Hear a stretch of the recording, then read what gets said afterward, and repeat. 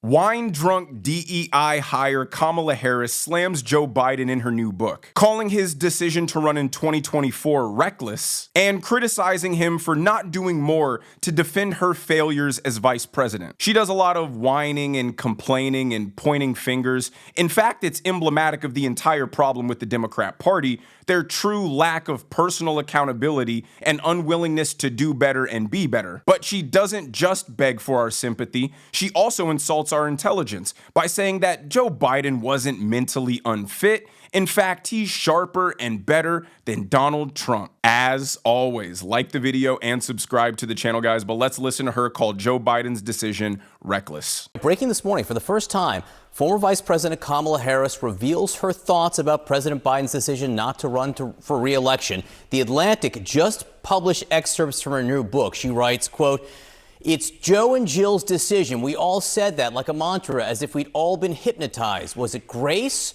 or was it recklessness? In retrospect, I think it was recklessness. The stakes were simply too high. This wasn't a choice that should have been left to an individual's ego, an individual's ambition. It should have been more than a personal decision." Well, kudos to you, Kamala Harris, for having this wonderful moment of insightful reflection. But doesn't this also confirm everybody's concerns about your lack of personal decision-making and judgment skills? If you weren't able to make the right call in an instance where the correct thing to do was so glaringly obvious, just imagine how disastrous Kamala would have been in a real high-stakes moment where the implications are severe. I mean, in the Democrats' own worldview, Donald Trump was Hitler 2.0. He was trying to attempt a fascist takeover. I mean, what stakes are higher than that? But she couldn't do anything about it because she was just mesmerized by people saying, it's Joe and Jill's decision. Give me a break.